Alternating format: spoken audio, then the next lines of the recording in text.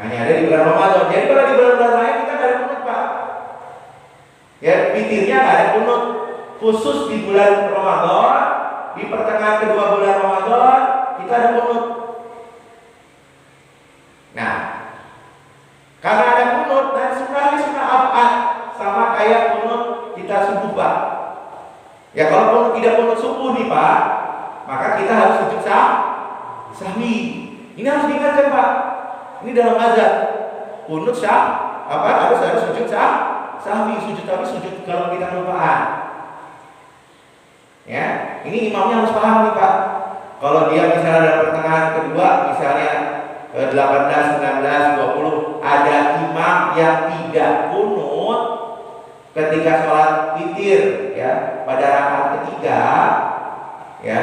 Nah ini berarti nggak bagus nih imamnya nih. Dia harus paham bahwa pada pertengahan bulan kedua dia harus kunut, ya, harus kunut. Ini diingatkan ya, Pak. Kalau misalnya imam-imam di sini lupa, ya namanya orang suka lupa, Pak.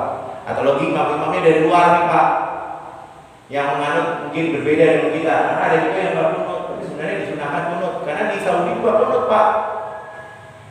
Di Saudi aja kunut, ya.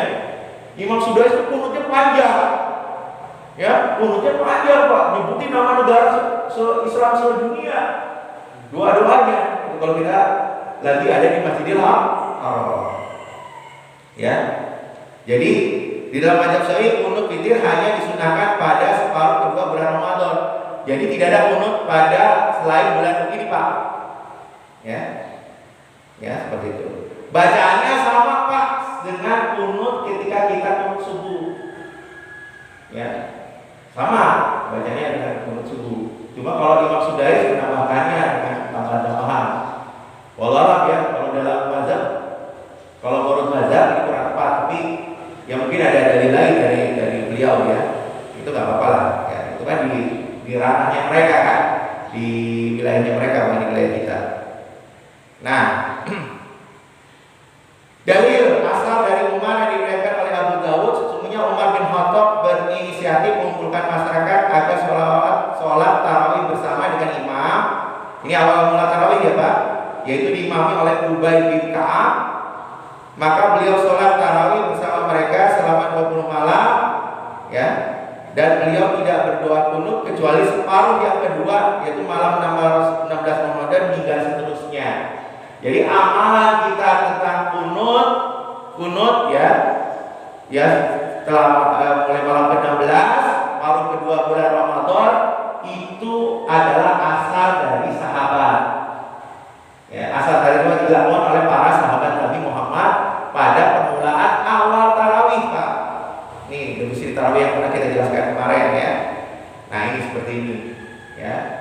Jadi jelas, Pak, dalilnya kuat, ya, karena amalan sahabat berarti juga kita mengikuti Nabi Muhammad Shallallahu Alaihi Wasallam. Karena wajibnya kita mengikuti para sahabat sebagai generasi pertama Islam.